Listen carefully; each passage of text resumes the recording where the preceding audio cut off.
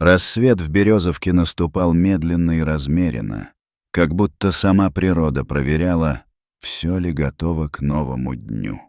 Василий Петрович Колесников вставал в 5 утра по старой привычке, которая держала его круглый год. Сначала короткая молитва или тишина для себя, потом чай и осмотр двора. Порядок и забота о хозяйстве были для него не обязанностью, а образом жизни. Дом, огород, загон, кормежка — все это было вплетено в его привычный ритм. И даже зимой, когда мороз стучал в окна и ветер завывал, он шел выполнять дела, потому что так было заведено поколениями. Особое место в хозяйстве занимала его лучшая буренка — черно-белая корова с внимательными глазами и уравновешенным характером, та, что давала больше молока и была практически членом семьи. Люди в деревне улыбались им вслед, когда видели, как она спокойно идет за хозяином. Но никто не мог предположить, что у нее есть собственная, странная привычка. Каждое утро подходить к старому каменному колодцу и часами стоять, словно в трансе, всматриваясь в темную глубину. Колодец, выкопанный дедом еще в послевоенные годы и укрепленный камнями, давно утратил прежнее значение и стал скорее памятником семейной истории, чем источником воды. После того, как в деревню провели водопровод, колодец зарос травой и кустарником, его стены покрыл мох, а внизу осталась лишь мутная лужица. Местные обходили его стороной, считая ненужным. Но именно туда, к этому забытью и тишине, неизменно шла буренка. И однажды любопытство Василия Петровича пересилило осторожность. Он опустил в колодец фонарик и зачерпнул темную жидкость, чтобы понять, что же там такое привлекает животное. Жидкость оказалась маслянистой, с характерным запахом, который встревожил и одновременно взволновал его. Запах, который позднее он назовет судьбоносным. Тот самый момент стал отправной точкой.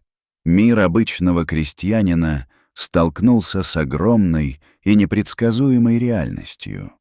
Слухи о находке начали распространяться осторожно, из уст в уста. Сначала между ближайшими родственниками и друзьями, затем быстрее. Отец рассказывал сыну, соседу, а новость добиралась до районного центра. Семья отнеслась к известию по-разному. Марья Ивановна переполнилась тревогой и боязнью за безопасность родных, тогда как Алексей, молодой и амбициозный, увидел в этом шанс изменить судьбу. Параллельно были предприняты разумные шаги.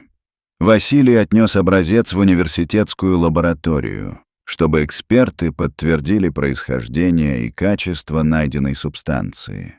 Результаты анализа лишь усилили тревогу и азарт. Это действительно была нефть высокого качества. И вместе с этим пришло понимание, что найденное может коренным образом изменить их жизнь и привлечь на их землю целый ряд новых и далеко не всегда честных акторов. Не успели семья и ближайшие друзья осмыслить масштабы открытия, как на горизонте появились первые покупатели и интересующиеся. К деревне стали приезжать люди с деловыми лицами, обещаниями и крупными суммами. Первое предложение, мизерное по сравнению с ожидаемым богатством, выглядело оскорбительно. 2 миллиона за землю, под которой могла скрываться нефть. И стало для Василия Петровича сигналом, что началась игра на понижение. С этого момента начались и более серьезные проблемы. Инспекции, проверки, анонимные жалобы. А вскоре и акты саботажа. Поломанный замок в загоне, испорченный трактор, поджог хлева. Эти атаки не были случайными. Их регулярность и скоординированность вызывали четкое чувство, что против него работают целые механизмы давления, и что простой отказ продать землю может привести к тяжелым последствиям для семьи. Поняв, что одного мужества и честности мало, Василий Петрович начал действовать системно. Он стал фиксировать все факты, вести подробный дневник событий с датами, сохранять копии документов и устанавливать записи разговоров. Нашел юриста, который мог представить его интересы, и обратился к местным журналистам, чтобы дать делу огласку и привлечь общественное внимание. Это был долгий, кропотливый и иногда болезненный процесс. Приходилось объяснять ситуацию, собирать доказательства под угрозой, переживать ночные звонки с намеками. Публикации в прессе дали эффект. Появились активисты, правозащитники, и власть вынуждена начала реагировать на шум вокруг истории. Но одновременно с этим противники становились еще аккуратнее и более изобретательны, стараясь действовать в серой зоне, где трудно доказать прямую вину. Помог и счастливый случай. В самый нужный момент в их жизнь вошел профессиональный геолог Михаил Волков, человек с большим опытом в разведке и доброй склонностью к правде. Он предложил провести квалифицированную разведку бесплатно, мотивируя это личной историей и стремлением помочь простому человеку в борьбе с системной несправедливостью. Волков привез оборудование, пробурил скважины, взял образцы грунта и анализы, работая по ночам, чтобы не привлекать лишнего внимания. Результаты оказались ошеломляющими. Месторождение огромного размера и высокой пригодности. Это открытие не только подтвердило ценность находки, но и дало необходимую технико-юридическую основу для дальнейших действий. Вооружившись документами и отчетами, Василий отправился в столицу. Он понимал, что для получения прав на разработку нужно действовать официально и последовательно, от Роснедр до профильных министерств, и одновременно искать надежных партнеров и политическую поддержку. В столичных кабинетах его сталкивали с реальностью. Лицензирование и разведка требуют огромных финансовых гарантий, банковских поручительств, а также доказательств, что ты способен вести разработки. Необходимость искать крупного партнера означала, что простому человеку придется либо уступить большую долю, либо найти очень грамотную юридическую и экономическую стратегию. Задача, требующая времени и мудрости, которой у фермера было меньше, чем у профессиональных переговорщиков. Информационная кампания вокруг случившегося быстро перерастала в настоящую медийную баталию. Разные издания и блогеры принимали четкие позиции, возникали лоббистские интересы, а крупные компании представляли свои условия, иногда с двусмысленной этикой. Предложения варьировались от прозрачного партнерства до откровенно грабительских условий. Власти демонстрировали интерес под видом заботы о стратегических ресурсах, а бизнес — под видом инвестиционной помощи. Вся эта борьба показала Василию, что деньги — это не только возможность, но и серьезная ответственность. Любое решение будет иметь далекоидущие последствия не только для его семьи, но и для всей округи, куда придут рабочие, техника и новые законы экономической жизни. Параллельно возникали разные варианты и сценарии развязки. От продажи за крупную, но фиксированную сумму до смешанных схем с участием государства и частного капитала. В итоге был найден компромиссный путь. Идея публично-частного партнерства, где права и обязанности распределяются между владельцем, государством и частной компанией.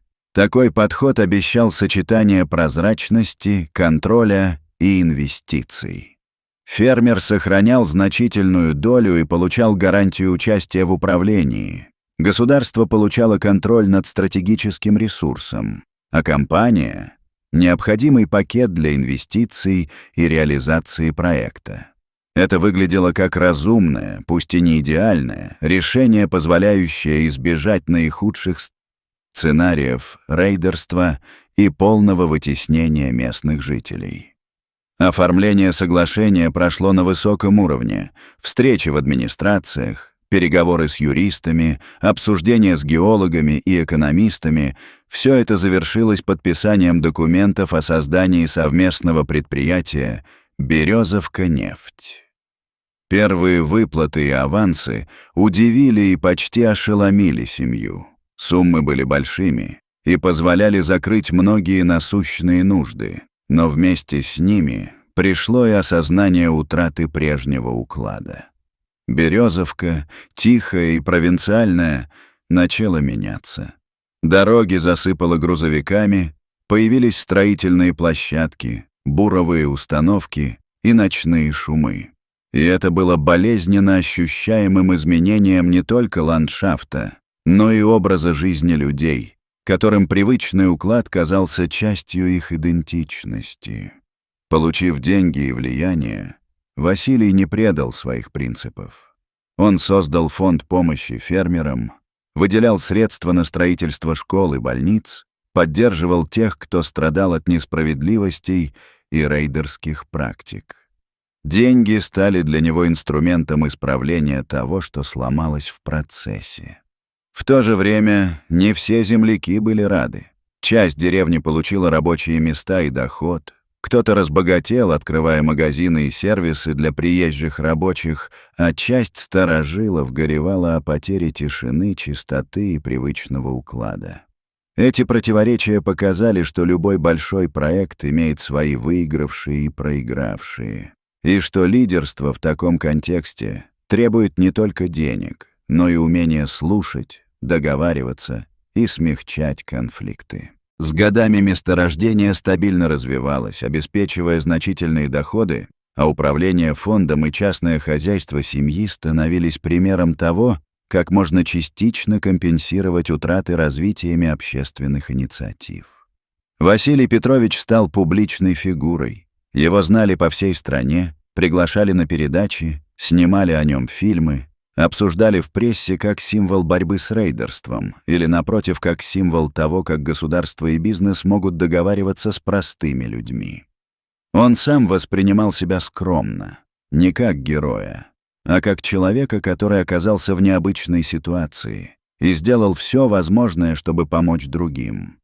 Его фонд помогал сотням и тысячам людей, восстанавливал школы, финансировал медпомощь и стипендии, а сама семья продолжала хранить связь с родной землей, заведя новую буренку в память о той, что указала путь.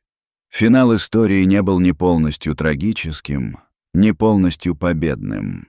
При всей финансовой выгоде пришло и чувство утраты, тишины, простоты, старых мест и неспешных разговоров у крыльца. Но появились и новые ценности. Ответственность за других, возможность влиять на судьбы сел и созидать масштабные социальные проекты. Когда Василия не стало, память о нем осталась не в блеске денег, а в делах. В фонде, в школах, в клиниках и в людях, чьи жизни он поддержал. Памятник со скромной надписью и скульптурой коровы стал символом простой истины.